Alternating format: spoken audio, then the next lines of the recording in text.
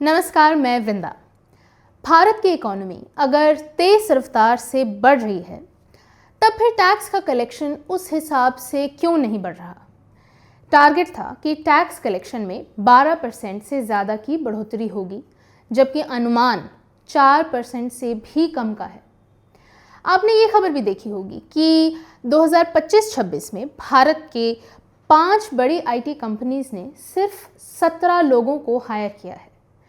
तो फिर भारत की ये जीडीपी किसके लिए बढ़ रही है? अगर टॉप 5 आईटी कंपनीज एक साल में सिर्फ 17 नए लोगों को रख रही हैं, तो इसका ये मतलब है कि इस सेक्टर में, इंजीनियरिंग और टेक के सेक्टर में अब नौकरियां नहीं हैं। एक साल पहले, सिर्फ एक साल पहले, इन्हीं कंपनीज ने, इसी सेक्टर ने 17,000 से ज़्यादा लोगों को नौकरी पर रखा था और इस साल 17 लोगों को रखा है। इंजीनियरिंग की पढ़ाई करने वाले लाखों स्टूडेंट्स के साथ क्या हो रहा है, किसी को नहीं पता। कोई अंदाज़ा नहीं है कि वो 4 साल की पढ़ाई करने के बाद किस हाल में काम कर रहे हैं।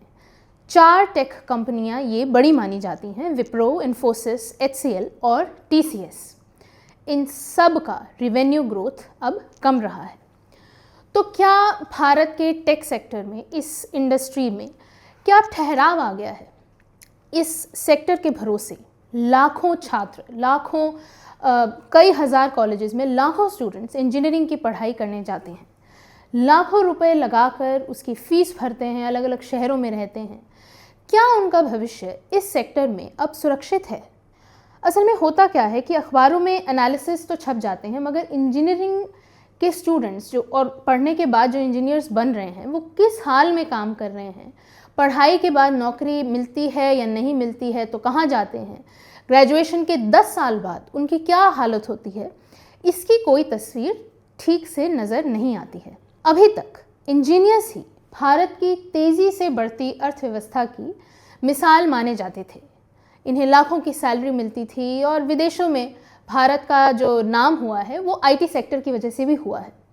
नोएडा, पुणे, बेंगलुरु, गुरुग्राम में फ्लैट खरीदने वालों में एक बहुत बड़ा नंबर टेक इंडस्ट्री के लोगों का होता था। लेकिन अब इंजीनियर्स की हालत कैसी है? क्या उनके उन सपनों पर अब ग्रहण लग गया है? इसके बारे में आपको अखबारों में ठीक से एनालिसिस नहीं मिलेगा। क्या आप जानते हैं कि भारत में साइबर फ्रॉड और डिजिटल अरेस्ट का अपराध बढ़ता जा रहा है? ये भी तो आईटी का ही फ्रॉड है। 2024 में करीब 1.25 लाख डिजिटल अरेस्ट के मामले दर्ज हुए हैं। सिर्फ ये एक टाइप का फ्रॉड है, सिर्फ डिजिटल अरेस्ट के इतने मामले दर्ज हुए हैं और करीब 2000 करोड़ की चपत लोगों को देश भर में लगी है। हज़ारों करोड़ का साइबर फ्रॉड इस देश में हो रहा है। क्या ये एक तरह की बैंक लूट नहीं है? जिस देश में आईटी सेक्टर के लोग चप्पे चप्पे पर बैठे हों, वहाँ इस तरह के फ्रॉड कितनी आसानी से हो रहे हैं। कहीं ऐसा तो नहीं है कि आईटी सेक्टर के ढांचे में ही साइबर फ्रॉड के अपराध का ढांचा विकसित हो गया है? एनालिसिस साइबर फ्रॉड से जुड़े अपराधियों का भी करना चाहिए, लेकिन मंत्री लोग एक ही बात दोहराते हैं। भारत की अर्थव्यवस्था अगर तेज रफ्तार से बढ़ रही है, तब रुपया इतना कमज़ोर क्यों हो रहा है? क्यों $1 91 रुपये से ज़्यादा का हो गया है? वो भी तब जब डॉलर खुद कमज़ोर हो रहा है। एशिया की जितनी भी करेंसीज़ हैं, उन सब करेंसीज़ में इस वक्त सबसे ख़राब भारत की करेंसी है। रुपया का जो प्रदर्शन है वो सबसे ख़राब है। सरकार अर्थव्यवस्था को लेकर जो दावे कर रही है उसमें कितनी सच्चाई है, इस वक्त कह पाना मुश्किल है। अगर भारत की अर्थव्यवस्था तेज़ी से बढ़ रही है तो फिर जो फॉरेन पोर्टफोलियो इन्वेस्टर्स हैं, एफपीआई हैं, वो अपना पैसा वापस क्यों निकाल रहे हैं? पिछले एक साल में इन लोगों ने $19 अरब, $19 बिलियन भारत के मार्केट से निकाल लिए हैं। भारतीय रुपए में ये करीबन 1,72,000 करोड़ से ज़्यादा की राशि है। इस साल का पहला महीना अभी ख़त्म भी नहीं हुआ है, अभी इस वक्त हम जनवरी में ही हैं, लेकिन 22,000 करोड़ से ज़्यादा पैसे निकाल लिए गए हैं। तो आप शेयर बाज़ार का हाल देखिए। फिर शेयर मार्केट से मिलने वाला जो रिटर्न है वो 8 से 9% के आसपास अब रह गया है, जो कि बैंक की एफडी के बराबर ही है। शेयर बाज़ार में 3 दिनों से कोहराम मचा हुआ है। 10-15 लाख करोड़ रुपए लोगों के गायब हो गए हैं। निवेशकों के पैसे डूबे ही जा रहे हैं। सेबी ने 2025 में एक इन्वेस्टर सर्वे कराया था। 10 साल से शेयर मार्केट की धूम मची है इस देश में। कितनी खबरें आती हैं कि शेयर मार्केट में निवेश करने वालों की संख्या बढ़ गई है, डीमैट अकाउंट्स बढ़ गए हैं, लेकिन अब भी 10% से कम ही हाउस होल्ड्स शेयर मार्केट में निवेश करते हैं। यानी 30 करोड़ से अधिक हाउस होल्ड्स का शेयर मार्केट से लेना देना ही नहीं है। तो क्या भारत की जो अर्थव्यवस्था है, जो ये बड़ी सी इकोनॉमी है, ये सिर्फ कुछ लोगों की है?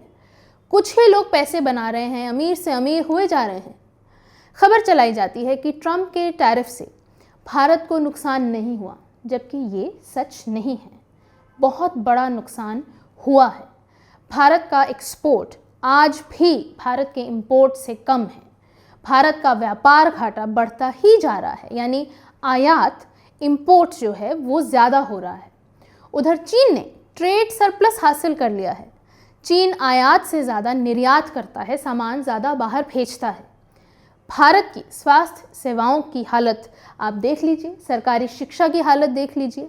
कहीं से नहीं लगता कि ये देश दुनिया की चौथी बड़ी अर्थव्यवस्था बन चुका है और तीसरी बड़ी अर्थव्यवस्था बनने वाला है।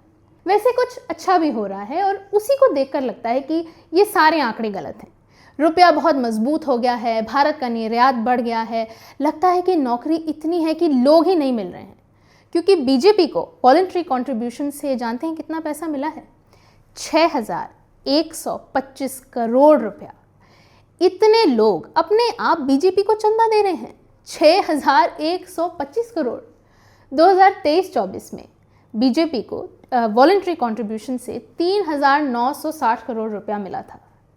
इस देश में एक साल में 17 लोगों को इंजीनियरिंग की नौकरी मिलती है और इतना पैसा बीजेपी को मिल रहा है। नमस्कार, मैं विंदा।